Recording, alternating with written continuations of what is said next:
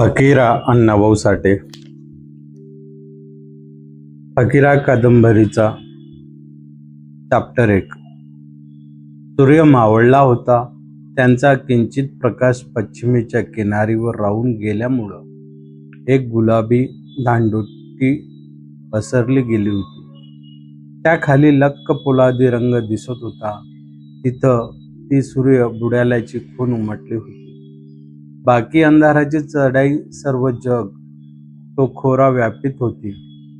वारणेपासून कृष्णेपर्यंतचा तो सलग सुपीक प्रदेश अंधकारमय होत होता. सूर्यानं सर्व कडांनी जग जितकं लखलखीत केलं तितकंच अंधार काळ ठरू लागला.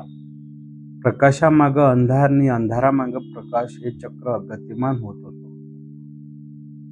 वाटेगावचं अस्तित्व नाहीसं झालं.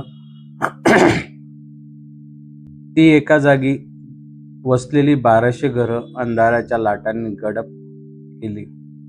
त्या गावाच्या आजूबाजूचे माळ, तो 7 दरे असलेला सह्याद्रीचा प्रचंड डोंगर अंधारात बुडाला.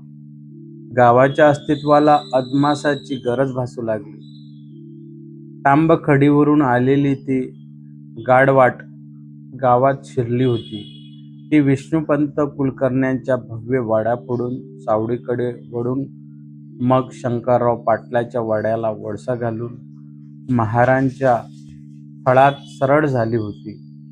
तसंच पुढं जाऊन मांगवाड्याच्या जवळ असलेल्या प्रचंड चिंचेखाली गेलं की मांगाच्या घराकडे वळावं लागत होतं. तिथून ती गाडवाट उगवतीला जाऊन माळानं पांदीनं नागमोठी वळण घेत शी-गावात शिरली होती.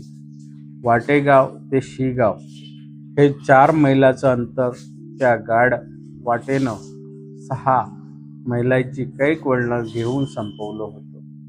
ती वाट आज अंधारानं पुसून काढली होती. हळूहळू पावसाची वारं उठली आणि भन्नाट धावत सुटलं. आकाशात काळ्या ढगांनी गर्दी केली. पाण्यात मासा पोहावा तशी ढगात वीज सळसळू लागली. विजेचा प्रखर प्रकाशात आकाश कोसळण्याच्या बेतात आल्यासारखं दिसू लागलं. अक्राळ विक्राळ आकृत्या करून ढग गिरक्या घेऊ लागले. वारा त्या ढगांना चेंडूप्रमाणे टिपू लागला.